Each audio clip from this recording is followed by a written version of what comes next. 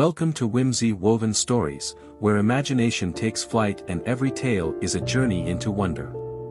Here, we breathe life into the pages of timeless stories and create new adventures that spark joy and curiosity. Whether you're a lover of classic fairy tales, fantastical adventures, or heartwarming fables, you'll find a story to capture your heart and stir your imagination. Join us as we weave a tapestry of whimsy and wonder, one story at a time. And let the magic of storytelling begin.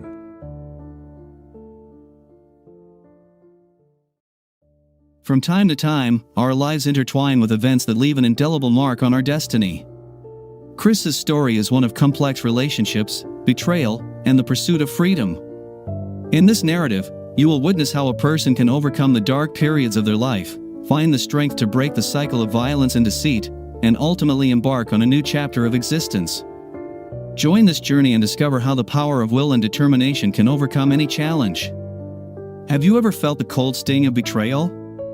The kind that turns your world upside down? I did the day I discovered the infidelity that entwined my closest kin in deceit's embrace. My brother-in-law and wife are both traitors. My life, once a portrait of marital bliss with Mary, my high school sweetheart, turned into a canvas of heartache and retribution.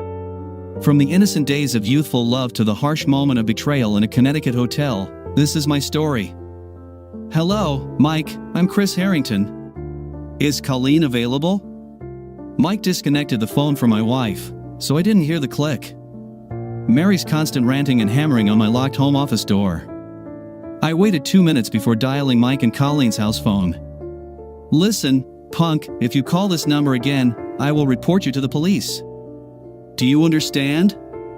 I do, Mike. I understand perfectly. However, you must comprehend two things.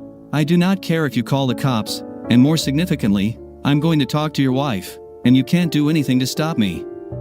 Have a nice night. Despite the constant beating on the door, I felt satisfied hanging up on him. This time I leaned back in my office chair, closed my eyes, and attempted to make the final critical choice of a long roller coaster day. Should I call my sister-in-law's husband? I asked myself. I met my wife, Mary, in high school. I was a junior sitting in the bleachers with my friends, waiting for the commencement of a Friday night football game. An equally big group of sophomore females sat in front of us. As the game proceeded, we took turns going to the concession stand. It was my turn to go. I discovered that a gorgeous blonde named Mary had joined me. We bought hot dogs, French fries, and sodas back, and Mary and I ended up sitting together. She was pretty smart and had a nice sense of humor, and best of all, she had no boyfriend. During the middle of the third quarter, someone exclaimed, "Are we going to McDonald's after the game?" The girls and guys in our group were nearly unanimous in their decision to continue having fun at the adjacent McDonald's franchise. Deciding to take a gamble, I turned to Mary and said, "I'd rather have pizza than greasy fries. Would you like to visit Tony's Pizza?" I was ecstatic when she agreed. Mary and I dated on weekends for a few weeks and appeared to enjoy each other's company. We decided to go steady after 2 months of dating, and things only got better. Mary was my junior prom date, and I felt like I was walking on clouds as I accompanied the most gorgeous girl in our school to the dance. I was in heaven, until I wasn't. 2 weeks later, on the Monday before the senior prom, I jogged to the tennis courts for team practice. I was jogging beside my neighbor, Julie Burke. Julie was on the girls' team. I was perplexed when Julie said, "I think you're a really nice guy, Julie." "We have known each other our entire lives," I said. "Why are you telling me now?" She punched my shoulder as we raced, saying, "It's great that you're letting Mary go to the senior prom with Jimmy Bai. Otherwise, you would never have had the opportunity to travel because he is so quiet and nerdy." Jimmy Bai was a kind person, but he was shy, nerdy, and probably on the spectrum. He was Mary's neighbor, and she constantly kept an eye out for him. I was not surprised when Mary consented to go to the prom, but I was disappointed that she didn't inform me. But on Friday afternoon, 6 other people praised me for my maturity. They felt it was fantastic that my steady girlfriend would be taken to the prom by her friend and neighbor. Truthfully, I did not feel mature. I was irritated that Mary didn't have the nerve to notify me about the senior prom. I figured she'd come clean on our usual Friday night rendezvous. She had no choice. At the last minute on Friday afternoon, I texted her to cancel. I was inundated with texts and voicemails asking me to call her. After a dozen chimes on my phone, I eventually texted Mary, "I have known about your prom date since Monday." At least 10 individuals told me. "It's a shame you weren't one of them. I'm looking for a girlfriend I can trust." That is not you. I turned off my phone and salt Mary, and I did not reconnect until the start of the following school year. It was Friday afternoon, and I was walking to my car in the student parking lot. Mary was sitting on the hood of my car when I approached. "Will you allow an old girlfriend to buy you ice cream at Dairy Queen?" she wanted to know. That was the beginning. We remained exclusive for the next 2 years. We had a long-distance romance throughout my sophomore year while I was attending college in New York City. I was able to be home a lot and was happy to lose my virginity on a Saturday night in March. Mary and I began dating shortly after her 18th birthday and continued until the following year when she left for college. About 2 weeks after the start of her freshman year, I received a letter from John. She seemed to be having too much fun in college and didn't want to be stuck with a full-time boyfriend. I never called or wrote. I was popular, excelled academically, and competed in Division III tennis. I replaced Mary with a regular stream of girls beginning the next night. I did not see Mary again until 2 years after she graduated from college. I was working as a staff engineer for a local defense firm and went out with some coworkers after a difficult week. I unexpectedly ran into her at the bar. We talked for a few minutes before returning to our own groups of friends. I'll admit that I kept an eye on her for the next hour, unsure whether I should follow her to the parking lot. When her group dispersed, I laughed when Mary's pals left. She approached the bar, perched on a stool, and ordered a drink. When she was served, she swiveled her chair to face me and stared at the table. I watched her with a foolish grin as a slew of guys approached her, only to be promptly turned down. I only excused myself from my buddies after she looked me in the eye and held up 2 fingers. I had to wait for Mary to tell another guy to get lost before I could stand next to her. I asked. Mary grinned and replied, "Yep, if you had let 2 more guys ask me out, I would have accepted his invitation." Mary and I dated for over 6 months before becoming exclusive and moving in together. We married 10 months later and had a joyful and fulfilling life for over 5 years. My day began early. I had a 7:30 a.m. meeting with a longtime customer and friend. We were meeting in the downtown Marriott in New Haven, Connecticut, home of a spectacularly overrated university. Beginning with why, Tony was already seated in the meeting room I had arranged. We talked for a few minutes as I set up my laptop, laid down all of the necessary documentation, and filled a mug with boiling hot black coffee. Tony is a civilian contractor who has been assigned by his employer to work on the U.S. Navy's next-generation submarine propulsion systems. I am a senior mechanical engineer. My company is a defense contractor specializing in marine mechanics. Over the previous few years, we had successfully collaborated on 3 modest but significant contracts. For whatever reason, we were all receiving opposition from our direct supervisors regarding our present negotiations. We were told that we had one more chance to resolve the 7 crucial issues before others from our respective companies took over the negotiations.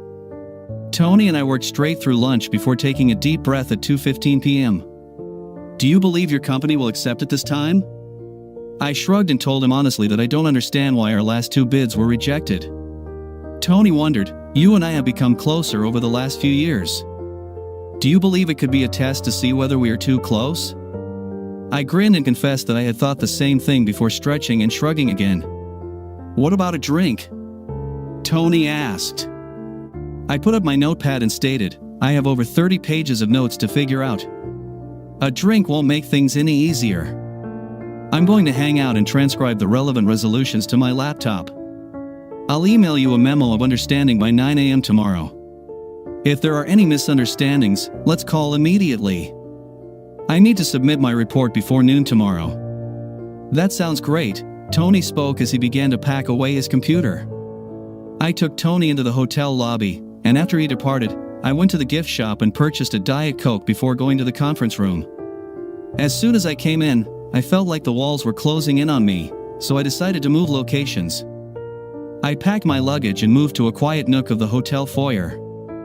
I checked in with the office and discovered that some minor issues had arisen during the course of the morning. After texting my wife and suggesting she enjoy dinner without me, I sat down in the comfortable lobby chair and went to work. The change in location was beneficial, and I was able to complete a significant amount of work over the next few hours. I was so engaged that I was shocked when her laugh captured my attention. I looked up and saw Jenny, my sister-in-law, strolling across the hotel lobby in a typical little black dress and stunning heels. She was heading directly toward the check-in area. If that wasn't bizarre enough, her arm was wrapped around the arm of a tall, attractive man. The man was not Jenny's husband, Scott. Without thinking, I used my phone's camera app and captured numerous photos of the pair as they checked in. One image made me steam as the man's hand lowered and squeezed her buttocks. I snapped another set of photos as they walked to the elevator, followed by a final set as they boarded the elevator. They kissed as the elevator door closed. I swiftly hurried over and noticed that the indicator light indicated that they had gotten out on the 9th floor. I was angry and perplexed. I adore Jenny, and her husband is my best friend. I'll admit it, I was dazed when I sat back in my seat. Between the day's strenuous negotiations and the surprise of finding Jenny with another man, my brain was fried. I didn't notice the man sitting in the chair beside me until he extended his open hand. He said, "Hello, my name is James, and I am the general manager of the Marriott."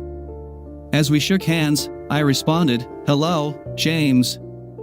I'm Christopher Harrington. I rent conference room L122 today." James nodded in understanding before asking, "I observed you photographing the couple that had just checked in. Do you know them?" After a moment, I responded, "I know the woman. Can I assume you were startled to see her with her gentleman friend?" I was quite startled, I informed James. "Mr. Harrington, can I be blunt?" After I nodded, he went on to say, "I'm worried there will be trouble if you stay here. I've never been into the kind of difficulty you're describing. I have never come close. There is sure to be a confrontation, but I'll go before we disturb your visitors." James gazed around the lobby. It was fairly quiet, and no one seemed to notice us. He handed me a folded sheet of paper, and as I unfolded it to reveal a man's name and address, James inquired, "Do you think there will be even less of a confrontation now that you have that information?" I extended my hand, and as we shook, I said, "I can almost guarantee it." I returned to work and accomplished a surprising lot, despite the fact that I peered up at the elevator bank every few seconds. It was approximately 3 hours later when Jenny and her partner got out of the elevator. My luggage was packed, and I was on my feet approaching them before they could take 2 steps into the lobby. As I approached the pair, I held my cell phone to my face and took pictures. Jenny seemed perplexed at first, but when I lowered the camera, her jaw dropped open, and she got pale. "I give you a kiss as I always do, but I don't want to taste your boyfriend on your lips, Chris. What the hell are you doing here?" "I am here for meetings. Why are you here?" I could see Jenny trying to calm herself down. She paused and said, "Chris, I'd like you to meet my charm. We work together. We're here to look into meeting rooms for an upcoming event that our agency is holding." I gazed at Mike as he extended his hand toward me. "Nice to meet you, Chris." I ignored his hand and inquired, "Mike, is it? May I ask you a question?" Mike and Jenny exchanged tense looks before I asked, "Do you think Jenny looks better dressed in these sexy, hip-hugging jeans, skin-tight blouse, and boots?" I waved my hand to indicate Jenny's present outfit, or the gorgeous black dress when you visited the 9th floor to view meeting rooms. I gazed down at Mike's left hand. 3 hours ago, before they had regained consciousness, "Mike, you had a nice wedding band. At that point, I regarded you as a lying, cheating pile of trash, just like my lovely sister-in-law." Mike lost his composure and hissed, "Listen, you don't know what's going on, just keep your mouth shut, and I will not kick your buttocks." "I'm sorry to tell you, Mike, but my sister-in-law's affair with a useless hole like you is my business." I carefully put both arms behind my back and kicked my buttocks. "I will offer you a free first shot. You better make it count because when you take your shot, I'm going to beat the out of you, put you in the hospital, and then contact the cops to press charges against you." I shut up and grinned. Mike jerked his head at Jenny and aggressively asked, "Can you handle this, a-hole?" "I need to go."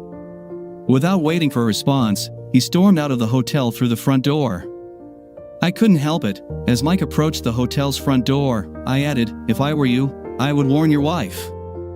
Mike paused and slowly turned to face Jenny. He emphasized, "Please take care of this." Jenny turned pale, placed her hand on my arm, and murmured, "Chris, may we walk into the bar and get a drink?" I was tempted but ultimately decided against it. "I apologize, Jenny. I wasted several hours waiting for you to finish your sex party." Jenny cringed as I proceeded. "I need to get home, have a drink, and decide how to approach telling Scott and Mike's wife." Jenny clutched my arm and begged, "I only do this while Scott is away. It means nothing. I'm not trying to hurt Scott." "Jenny, how long have you known me?" She did not respond, but she looked deeply into my eyes. "I suppose it's been at least a dozen years since I first dated Mary in high school. Does this seem about right?" After allowing the stillness to grow, I angrily told Jenny, "And what would you have concluded after all of that?" "I will not inform my best friend his wife is a liar and a cheater." As I turned to go, I caught the eye of James, the hotel's manager. He gave me a grateful nod as I went through the main revolving door. The rush hour traffic was gone as I began the half-hour drive north on Interstate 91. I was able to set the cruise control to 78 miles per hour and turn up the volume on the country music channel. As I drove home, the only irritation during the trip was my cell phone's incessant dings and ringing. My wife appears to have been trying to contact me urgently. I drove into our garage and closed the door behind me. After getting out of the car, I heard my wife Mary. She was standing in the open doorway that connects our garage to the condo's kitchen. "Where the hell have you been?" she wanted to know. I slid past her and proceeded into the kitchen. After tossing my work supplies on the counter, I spotted Mary's cell phone laying on the kitchen table next to a half-full glass of wine. I took her phone, pressed the keyboard to enter her password, and opened her text messages. I could see that the SMS message I sent several hours earlier had been read, so I asked, "Do you know where I've been?" "You have read the message. That's not what I intended." "You are already aware of this." As I proceeded to the den to pour a couple of fingers of bourbon, I asked over my shoulder, "Then tell me what you mean." When I returned to the kitchen, Mary was seated at the table. She said, "What did you do to upset Jenny?" "As far as I know, I have not done anything to bother Jenny. Jenny, on the other hand, has deeply upset me." I sat across from Mary and watched her assemble her thoughts. "Did you know Jenny was cheating on Scott?" My blunt inquiry took her by surprise. She said, "It happened only once." "Well, that is a lie," I told Mary. "Jenny informed me that she only cheats while Scott is on the road." After a brief break, I resumed, "I saw that you did not answer my inquiry. Did you know your sister cheated on Scott?" Mary groaned, took a sip of wine, and remarked, "This is between Scott and Jenny." I grinned and informed Mary, "That is the first thing you have said that I agree with. It's between Scott and Jenny. My issue is that Scott is unaware that there is a situation that requires immediate attention." "Damn it, it is none of your concern," Mary erupted. "I want you to keep your mouth closed." I leaned forward and put my elbows on the kitchen table, having folded the fingers of both hands together in prayer. I said, "You know me, Mary. You know me better than anyone else." Mary had expected more and was surprised when I stood up and hurried quickly to the kitchen archway. I paused for a moment before turning. I asked you twice if you had heard about Jenny cheating, and you refused to respond. I will ask again, how long have you known? Do you know Jenny? She has always been a touch crazy. April 3rd was my immediate answer. What the hell does that mean? It simply means you refuse to answer a question that I believe is crucial to our marriage. What Jenny does when Scott is abroad has no influence on our marriage, Mary stated confidently. Okay, let's see. I leaned against the arch and counted all of my fingers. First off, my connection with your sister will never be the same. I now know she is a liar. That includes every holiday that we celebrate with your family. I will be reminded of your sister's deceit. Second, you've given me every piece of evidence that you were aware of her terrible actions, and I'm left wondering if you approve. That is not fair, Chris. Third, while I don't travel as often as Scott, I'm taking one vacation every month. For the first time in our relationship, I have to worry about whether you cheated on me. Mary's eyes grew large, and she exploded. How can you accuse me of cheating? I instantly jumped in and answered with the same intensity. I've never accused you of cheating, but your casual attitude toward your sister's misbehavior makes me wonder if you have. I paused and looked at my wife before continuing. You and I both understand that you cannot prove you have not cheated. I just have trust in you, and right now, that trust is seriously undermined. I turned and strolled down the hall to my home office. After conducting an internet search on my charm, which revealed that he was married and had both calls to his house intercepted, I resolved to undertake the last dreaded task. I texted my brother-in-law Scott, "You're returning home on Friday, am I correct?" It took him 10 minutes to answer, "Yes." I land at 2:30 p.m. Meet me at the pit stop. I'll be there at 4. Is this related to Jenny's panicked phone call? Want to know if we've talked? Scott wanted to know. My phone rang while I was trying to decide how to reply. I responded, "Hello, Scott." I wasn't trying to hide my statements from Mary when I swiveled my chair to face the wall, but I also wasn't going to make it easy for her to hear them through the closed and locked door. "What is going on, Chris?" "Scott, this is about as terrible as it gets. Are you sure you want to do this by phone?" After a brief pause, Scott inquired, "Is she cheating on me?" I said, "Yes." The stillness lasted several minutes, punctuated by an occasional sob. "I will see you in the pit," he said. The call was terminated instantly. I was going to text Scott and tell him I was willing to talk whenever he wanted, but I ultimately chose to leave my pal alone. I felt certain that he knew I had his back and was accessible whenever he needed me.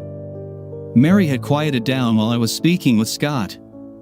I am sure she was trying to listen. After hanging up, I heard her say, "Please come to the kitchen," through the closed door. "We need to talk."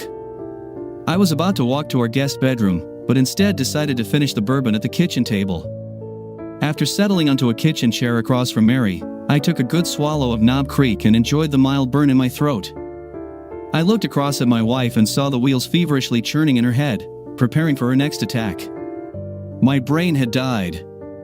I didn't have much fight left in me, and I knew the final ounce of alcohol wouldn't help. I was waiting for Mary to start when my phone vibrated in my pocket. "Jesus," I exploded, "when will the day end?" I doubted the phone was out. I looked at the screen and saw a number I didn't recognize, which contributed to my already high frustration. I answered the phone with an assertive, "Hello." The woman answered, "I'm sorry to call so late. My name is Colleen. Someone from this number called my home twice tonight. These calls have my husband very concerned, and I believe the caller was trying to contact me. My name is Chris Harrington. I called earlier and tried to contact you," I replied in a melancholy tone. Colleen said, "I assume you were calling to inform me that my husband is cheating with your wife." I informed her that he was cheating with my sister-in-law. Her name is Jennifer Palmer, and I believe they work together. There was a long delay before she replied, "This is the third time I have received a similar call, and it will be the last. How does a man do this to his wife and 4 children?" I knew the question was rhetorical, so I volunteered. "I have photos of them checking in at the downtown New Haven Marriott, kissing in the elevator as the door closed, and returning to the lobby." Jenny's outfit had changed nearly 3 hours after their date. The rest of the call was spent exchanging email addresses and promising to send the images in the morning. Hanging up the phone, Mary stated, "Jenny told me they have an open marriage." That's a lie. His wife and 4 children believe they are in a monogamous marriage with loving housemates. Mary held her palms up to her face, shocked. I continued, "Apparently, this is the 3rd time she has found him cheating. She is planning to divorce him." Mary was surprised as she looked at me. I swirled the remainder of my bourbon around in the glass before swallowing the last sip. After rinsing the glass in the sink, I went up to our bedroom and lay in bed thinking about all that had happened to my extended family in the previous few hours. I came to the realization that I was not to blame for all of the grief and damage. As usual, my alarm went off at 5 a.m. Instead of starting the day working out in our basement gym, I immediately bathed, dressed, and went to work. I was not attempting to get away from Mary. I needed to get into the office, complete the memo of understanding, and send it to Tony. Thursday was a busy day. Tony and I had to talk on the phone for 45 minutes to get the language absolutely right on a handful of topics, but I was easily able to deliver the full agreement to my boss before the noon deadline.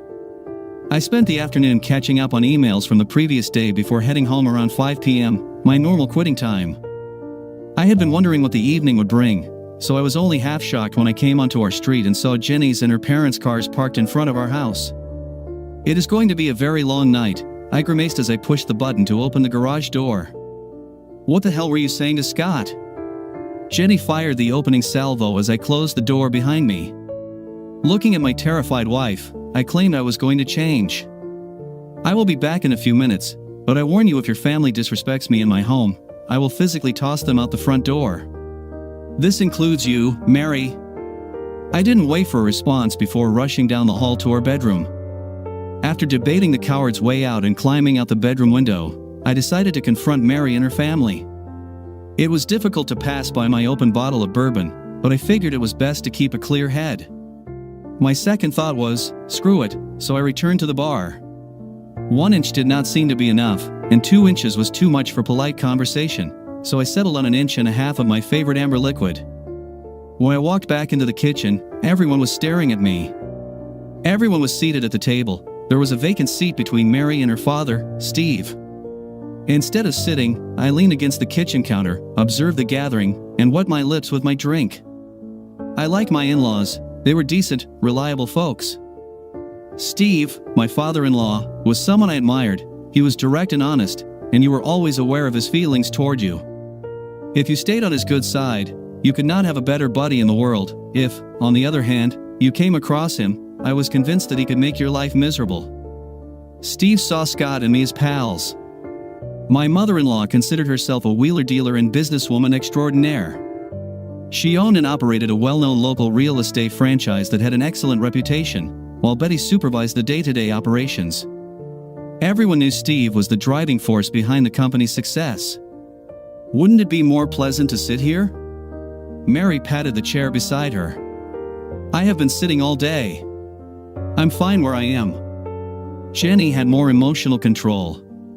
She questioned, "What did you tell Scott?"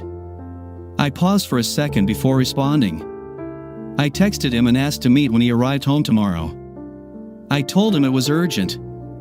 After gathering my thoughts, I continued, "Scott called and asked what was wrong. After confirming that he wanted to talk on the phone, I informed him that you were cheating on him.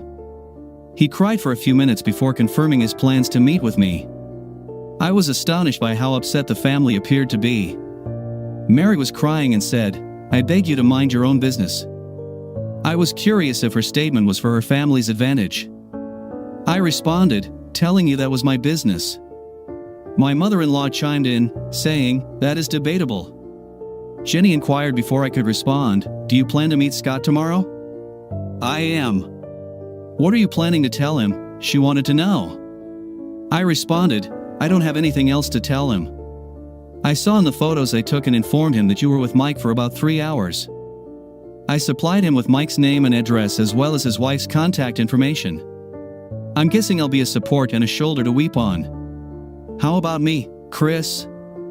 "Chris?" Jenny wanted to know. "Don't I also deserve support?" I truly smiled as I looked around the table. "Jenny, it appears that you are well supported. I'll go with Scott on this one. How do you ensure Scott does not cheat on Jenny while he travels?" Betty observed. "Married men often stray when they are away from home," the girl's mother added. "However, I cannot fathom Scott cheating, if I'm honest. I have no idea how he behaves when he's away. Until yesterday, I never suspected Jenny was a cheater. Or maybe my wife is cheating on me?" The table exploded with "How dare you," and "That is uncalled for." Mary was definitely stunned by my statement, so I jumped in and proceeded. "At least I was honest with Mary last night. Her casual and dismissive attitude toward Jenny's adultery makes me apprehensive. Steve, the girl's father, informed me that Mary has never cheated on you. I can't believe you think so negatively of her." I realized I needed to be careful with my next few words. I did not want to turn Steve against me. I purposefully turned down the intensity and severity of my voice, looked Steve in the eye, and challenged, "Prove it." After a few moments of silence, I resumed, "That's it, Steve. You cannot establish that Mary did not cheat on me." I raised my hand when the protest began. All I have is 6 years of complete trust in Mary. Last night, I told her that my trust in her had been shattered. That is not fair, Chris. I got in before Mary had finished. I asked you 3 times last night if you knew Jenny had cheated on Scott. You refused to answer my query. Instead, you changed the topic. You did not lie, but you were dishonest. Yes, she looked at Mary, who admitted, I knew about Jenny's affairs. I have not backed her, but I did not intend to make a mess like this. She waved her hands to indicate our current concerns. I had hoped that her affairs would run their course without Scott finding out. I nodded. However, I was deeply unhappy that Mary concealed her sister's infidelity. I could understand why she was protecting her sister. Do you remember our conversation about being exclusive a few weeks before you proposed to me? Mary inquired. As I nodded, she looked me firmly in the eyes and stated, I promise I haven't had a romantic or intimate relationship since our conversation. In fact, I have not been with another man since we began dating after college. Call me naive, but I saw the angel I married 5 years ago when she delivered those words, I love you and believe in you, I told my bride. Her family was courteous enough to wait a few moments before we resumed our talk. Steve seemed particularly pleased with the course of events. Then he inquired, what are you going to do with Scott? I'm just going to support my best friend, just as each of you will support Jenny. Scott deserves my support, and I will offer it to him. The next 6 weeks were a struggle. Scott relocated from his house to a nearby apartment. He promptly filed for an official separation from Jenny but did not file for divorce. I had supper with Scott every Wednesday. Although Mary followed the same schedule as her sister, it was a Tuesday afternoon, and I was eating lunch with a couple of coworkers at Clyde's Barbecue and Bar. We were seated at a table for 4 when a man pulled out an empty chair and sat across from me. Hey, I bet you've forgotten about me, he said. It took a few beats before I was able to identify the face. Hello, Michael. I heard Colleen had dumped you.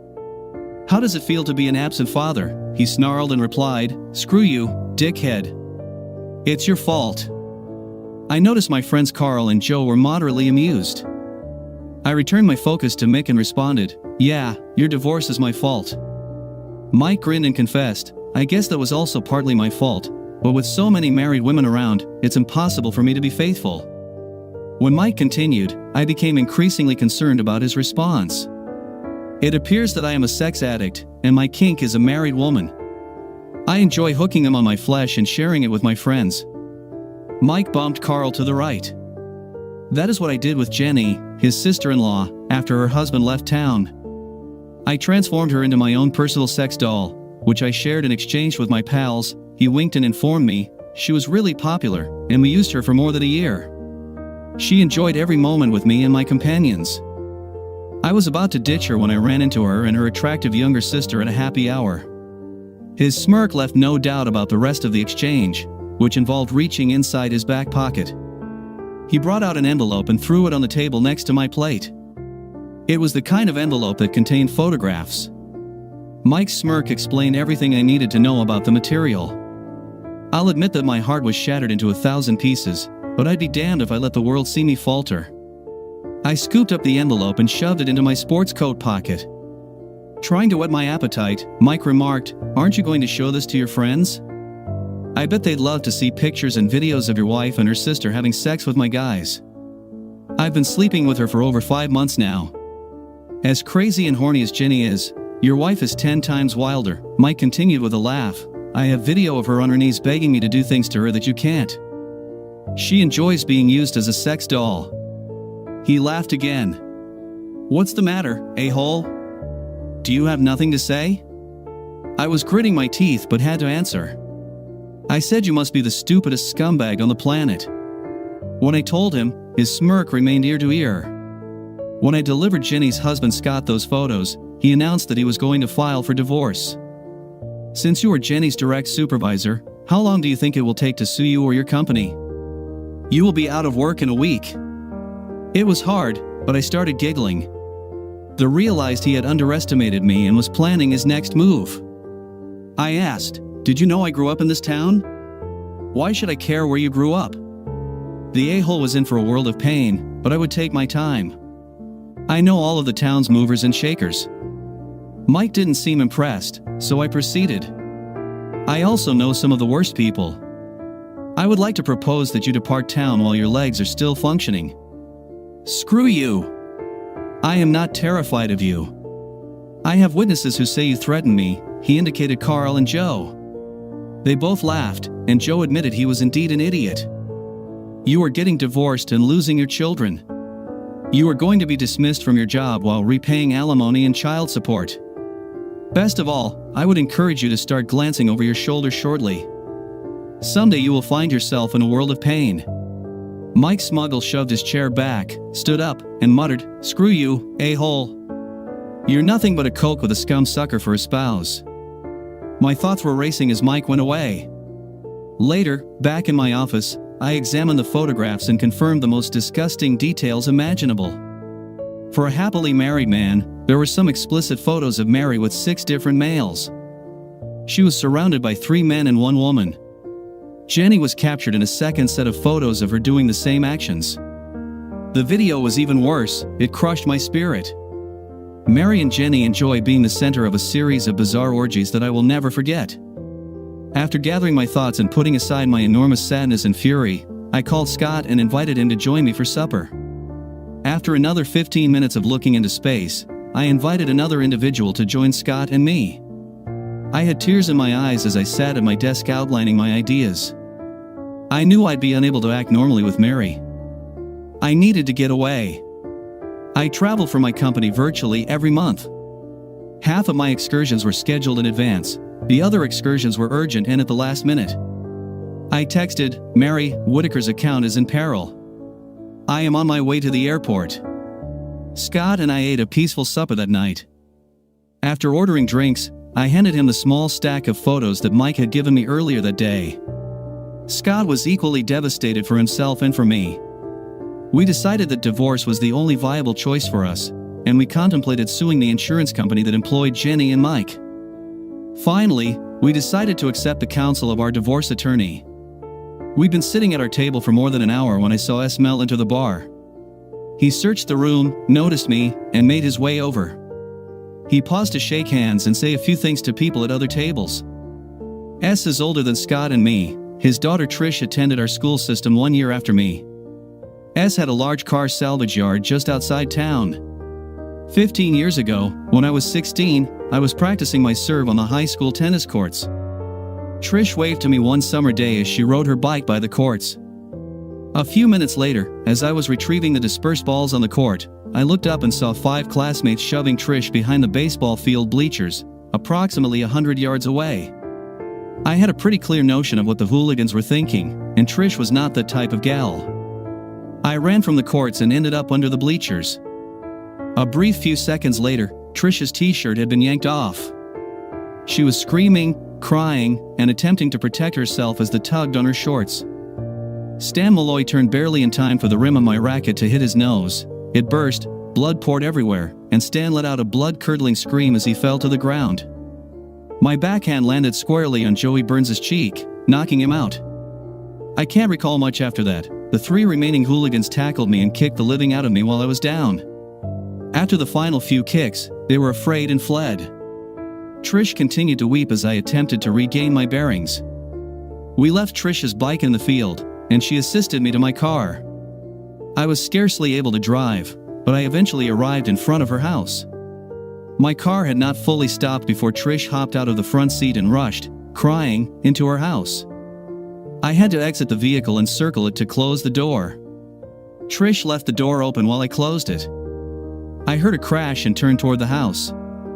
A massive bull of a man was charging for me. His visage appeared ready to kill. When he got close, he observed the damage to my face and my hunched-over posture. "You are Harrington's kid," he growled at me. I could scarcely nod. I informed him, "Mr. Mel, I think I need an ambulance."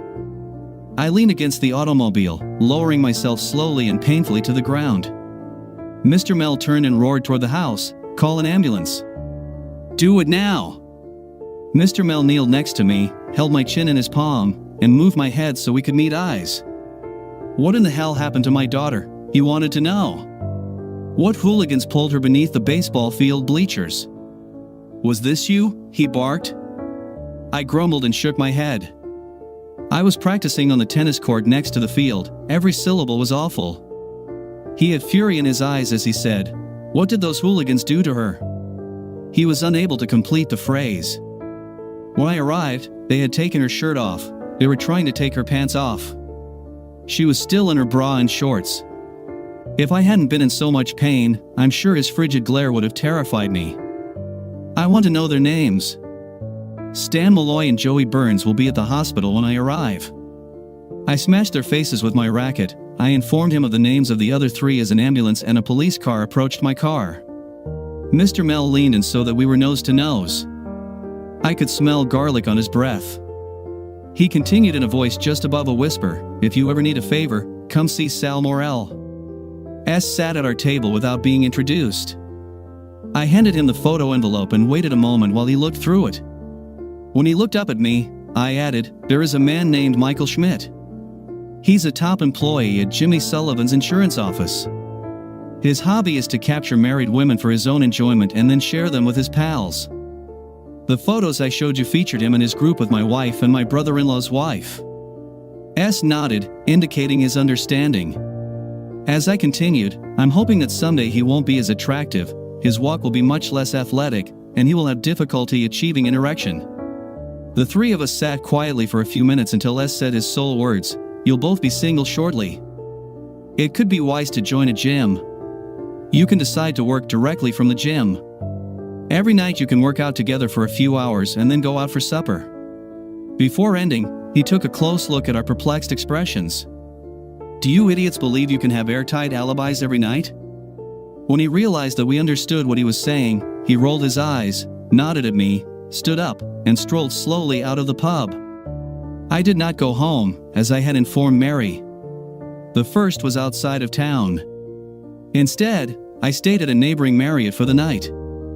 I was able to speak directly with my supervisor and give him a shortened version of my problems. He agreed to let me work remotely and notify my team that I would be going the following week via email. The uncomfortable recliner in the corner of the motel room called to me.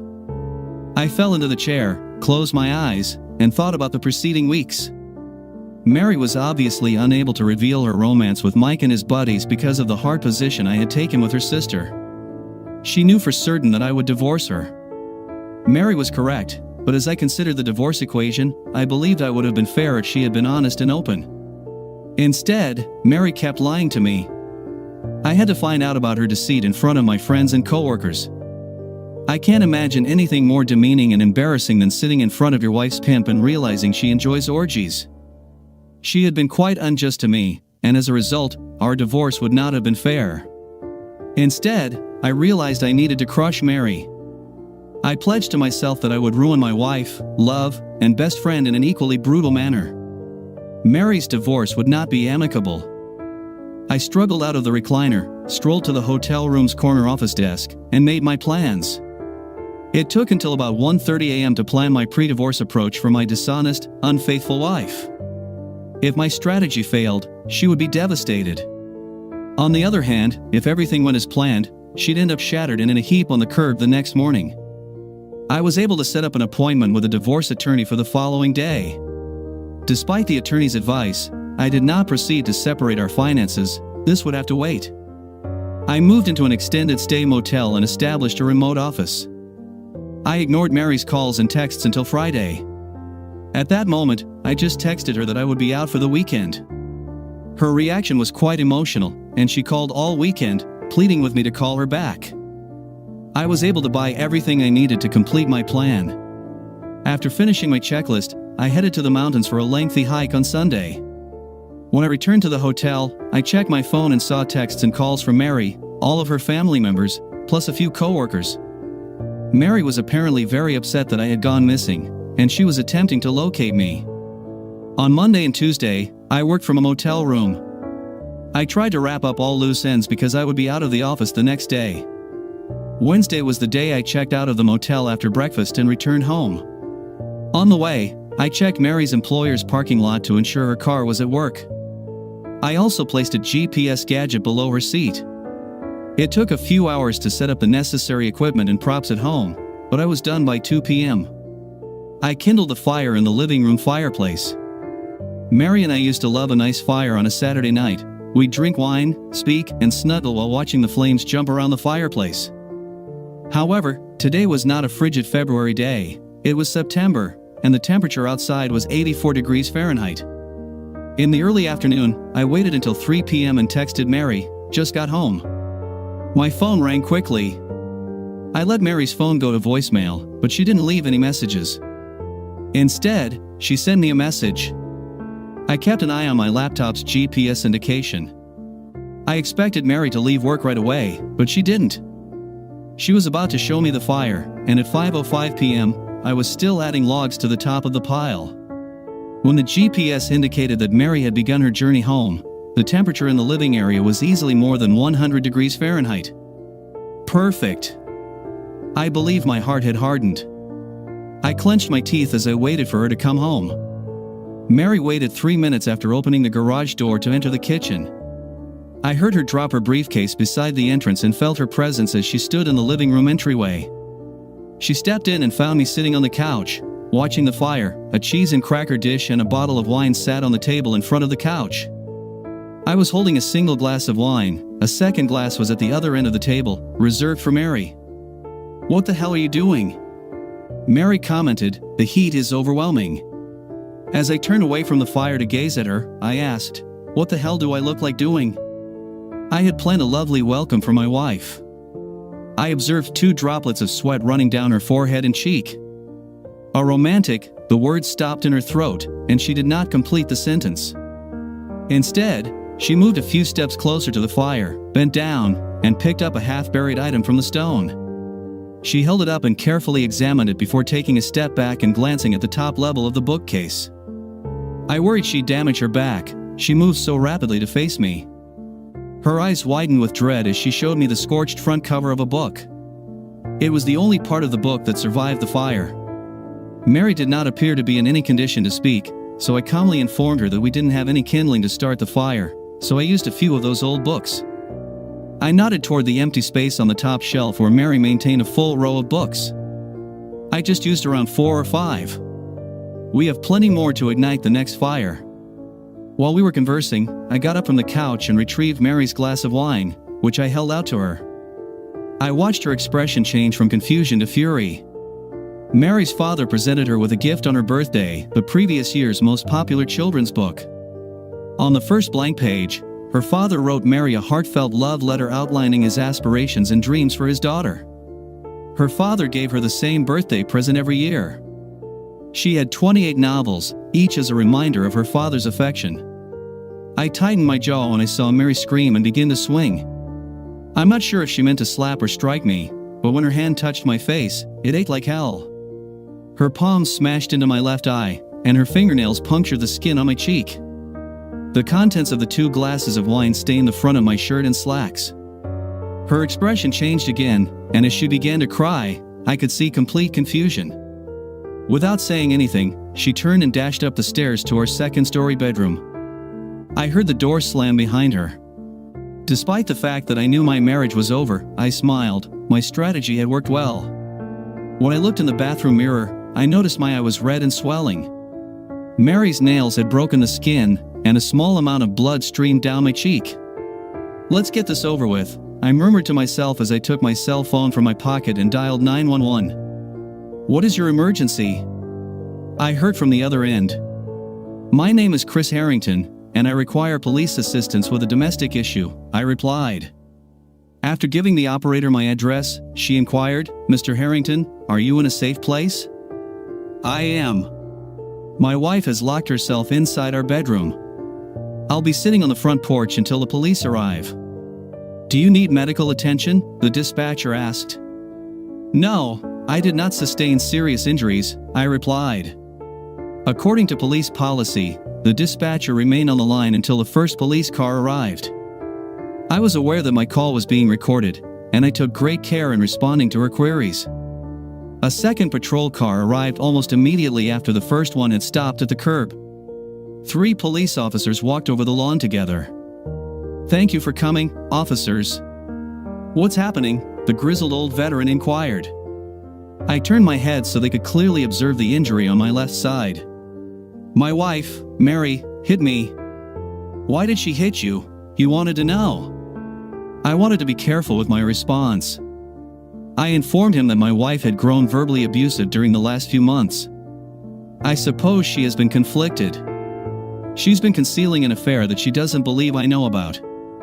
In fact, I prepared to serve her with divorce papers tonight. "When we discuss this with your wife, will we find any damage?" "I have never touched my wife or any other lady in anger," was my honest response. One of the younger cops inquired, "Do you have any guns in your home?" "I own numerous handguns. They're all kept in a gun safe in my workplace. My wife does not know the combination for the safe." The two younger officers entered my residence to speak with Mary. I spoke to the third. "Do you want to watch a video of my wife slapping me?" He squinted, attempting to make sense of my sentence. It took a few beats before he asked, "Do you have proof of the assault?" Nod looked at it. "I believe I have proof." As I finished, I motioned for him to follow me. My laptop was on the kitchen countertop. I needed to boot up the computer and locate the cloud-based storage account. I opened the folder, backed up the video for 30 minutes, and discovered the beginning of our confrontation. I hit play and walked back to allow the police officer to observe the action clearly. He waited until Mary exited the room and ran upstairs. He then wanted to view it again. After the second time, he pressed the communication device on his shoulder and stated, "Arrest Mrs. Harrington." Almost immediately, I heard Mary crying from above, and my heart began to race. I knew the officer had asked me a question, but I needed to hear it again. "Are all of your home's rooms under camera surveillance?" This was a line of questioning I didn't want to engage in, but I knew I had to respond honestly. "No, the living room is the only one with a camera," I replied. He nodded, understood, and scratched his chin. "Wondering how long you had the camera in the living room?" I shrugged my shoulders and admitted, it was a relatively recent addition. Our gazing battle was disrupted when Mary shouted and implored, "Chris, what the hell is going on? Please help me." I was going to react when one of the young officers exclaimed, "Sir, this is a police investigation. Please go immediately." He was speaking to an elderly man standing in the open front door of my home with equal authority. The man explained, "I am an official process server, and I'm here to serve Mrs. Mary Harrington." He marched up to Mary, and all three officers took a step closer in case things got out of hand. The man inquired, "Are you Mary Harrington?" When Mary nodded, he held up an envelope and announced, "Mary Harrington, you were served. In addition to the divorce petition, you are prohibited from approaching Mr. Christopher Harrington, his home, or his workplace." Because Mary was shackled, he delivered the envelope to the cop who was holding Mary's elbow. As the process server departed, I turned to Mary. I watched as the panic and perplexity left her face, replaced by calmness. She stared at me and asked, "How did you find out?" "Mike told me," I replied. As the two younger cops brought Mary to the back seat of the patrol car, the third officer handed me his business card and requested that I email him a copy of the film. I escorted him to the front door and saw the first car go with Mary. The elder officer had come to a halt about halfway down my front sidewalk. He turned to inquire, "I've seen you at the pit stop before, haven't I?" "Yes, I recognize you, Sergeant," I replied. He informed me that 4 years ago, I divorced my wife for adultery. I pay alimony, child support, health insurance, and the mortgage on the house where she lives with my children and her nasty boyfriend. Maybe the next time I see you at the pit stop, you'll let me buy you a beer and tell me what the hell happened today. I went to work the next day and was able to be relatively productive. Having survived Thursday and Friday, I really grumbled aloud when I returned home on Friday night and discovered my father-in-law waiting on my front step. After pulling into the garage, I got out of the car and called, "Steve, come in this way." As he entered, I was pouring 2 extra-large Knob Creeks. We sat at the kitchen table for a few minutes, gently drinking our drinks, until he revealed that she was also cheating. I just nodded. "Is there hope?" he wanted to know. I took 2 more leisurely swallows before I was calm enough to respond to Steve in a courteous and respectful manner. It wasn't the first time, and it wasn't with just one man. I had another sip, and then I told Steve the whole truth. And it wasn't limited to one individual at a time. He looked at me in surprise, and before he could answer, I said, "I've seen pictures and videos that make me want to throw up." Steve shrank in his seat, turning white. A tear rolled down his cheek. We sat together for a long time, each of us absorbed in our own thoughts and recollections. Mary and Jenny did not learn this behavior from their mother or me. His focused glare was just short of terrifying. Several more minutes passed before Steve stood up and circled the table. As I arose, he wrapped a tight bear grip around my shoulder. After letting go, he stumbled to the door like a 90-year-old man. After opening the door, he turned over his shoulder and declared that burning those books was a terrible thing to do. I had totally forgotten about the stunt I used to initiate the altercation with Mary. I nearly yelled when I said, "Hold on." I left the kitchen and returned within seconds with a little box. I gave it to Steve. After opening it, he glanced at me with a shocked expression. I informed him that I knew you treasured those books and I would never have destroyed them. Then, as if he was too shocked to finish his thoughts, I told him I went to the bookshop to get a copy, as is my usual morning routine. I sat at the kitchen table on Saturday morning, scanning our local newspaper on my tablet. I grinned as I read the Hartford Times local section. West Hartford police are investigating a savage assault on a local man as he left a neighborhood bar in the city's Elmwood district. Michael Sharma was attacked in Top's rear parking lot at 10:30. His injuries are severe and necessitate hospitalization, according to an HPD spokesperson. The police have multiple leads and anticipate making an arrest soon. It was a bright sunny November morning. I observed the red Ford SUV park a few spots away from me, and the driver carefully got out of the vehicle. "Hello, Michael. You look like..." I was in the parking lot in front of Jackson Physical Therapy, sitting on the open tailgate of my Ford F-150 pickup. Mike had an appointment at 10:30 a.m. according to a small bird. "It might be a good idea to get a handicap tag so you can park closer to the building like the others. He has knee and foot injuries." Mike also suffered a fractured jaw, which will be wired shut for at least another month. "Has the cat got your tongue, asshole?" I asked with a smirk. I have to give Mike credit. He shuffled toward me with a cane and came to a stop 5 feet away. He was aware that Scott and I had been questioned by the police and eventually cleared, but I believe he knew we were complicit in his beating. Now he was certain that the hatred in his eyes was palpable. I am sure he was picturing gruesome tortures that would take months to accomplish. I felt convinced Mike and I would meet again in the future. I didn't want to spend the rest of my life constantly looking over my shoulder, so I organized this meeting. Mike turned slowly and began his first shuffle when I stated, "Mary Marie Charm, from Milford, Connecticut." As he turned back, I joined Susan from White Plains, New York, and Lori Fitzpatrick from Brockton, Massachusetts. I continued, and the hatred in his eyes faded into confusion.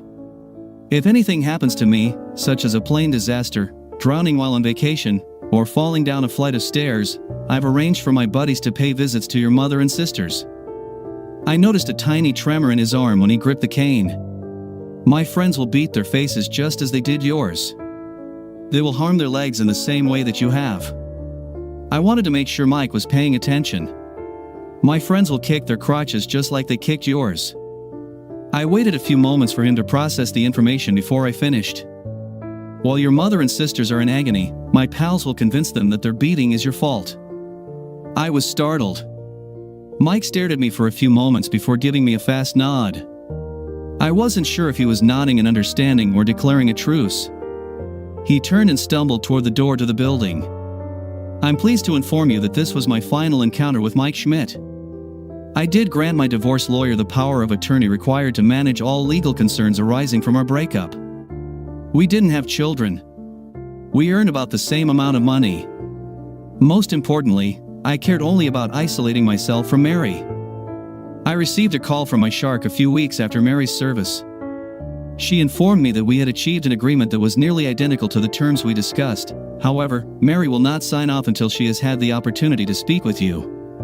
I used obscenities and received advice. Simply do it, sit down, and let her discuss it with you. I'll agree to have Mary sign the documents, and you approve everything so it's official. I'll meet with her for an hour in a conference room at your office. After she signed the paperwork, I heard that it would work before the call ended. 3 days later, I was sitting in a meeting room. June Pargal knocked on the door, unlocked it, and informed me that everything was signed off and notarized. She nodded and moved away from the door, leaving Mary standing at the entryway. She had obviously made an effort with her outfit and makeup, but it didn't matter. Even in a sweater and ponytail, Mary looked stunning to me. She went around the table, stooped down, and kissed my cheek before taking a seat across from me. "Are you nervous like I am?" she wanted to know. My first thought was what an odd way to start, but I took her question into consideration. I shrugged, admitting I wasn't nervous. "I'm feeling more anxious. I want to get this over with so I can move on with my life." When she told me I was blackmailed, tears streamed down her cheek. Mike was going to post videos of Jenny on the internet. Her father had called me early in the divorce procedure and said the same thing, so I was not shocked. It could have started with blackmail, but I viewed the videos. "I've watched you orgasm countless times, and they were real. You asked for more sex, you begged every second. There wasn't anything forced down your neck." I got angry for a second and needed to cool down. After a few moments, I resumed. "You may have felt forced, but that's no reason to ruin our marriage. Just because you discovered Jenny was cheating on her husband does not imply you should follow suit," Mary erupted. I was perplexed and couldn't see any alternatives. What could I have done? "You could have. You should have trusted me," Mary rolled her eyes, which made me upset as I proceeded. "With Jenny, we would have contacted the police and filed a report. We'll never know if the cops could have gathered enough evidence to do anything. We know his wife and employer would have found out, and we would have felt a teeny bit better. More importantly, we would still be together. Unfortunately, you did not trust me.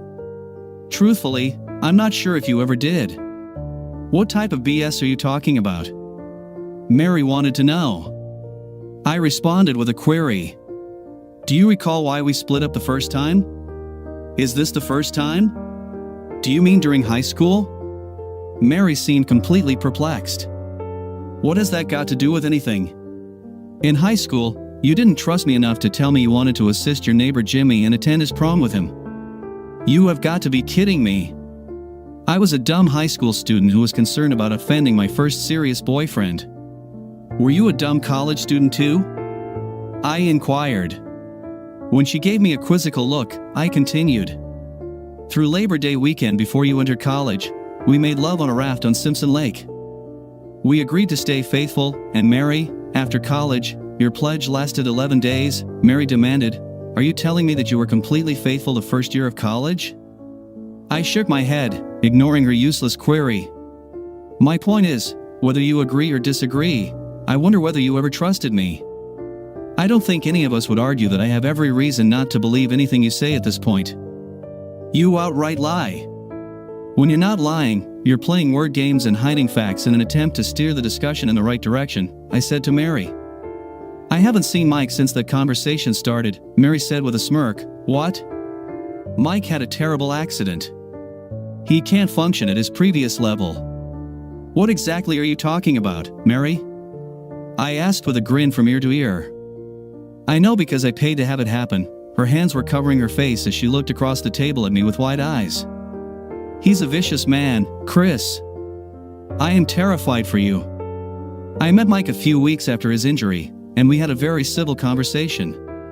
I'm almost confident I convinced him our association must come to an end." Mary's expression shifted from terror to love. "Do you still love me?" she nearly yelled. I laughed in amazement at her scream. Mary was clearly irritated, saying, "You can't tell me that you don't love me." I shrugged and informed her, "You're correct. I can't deny that I adore you.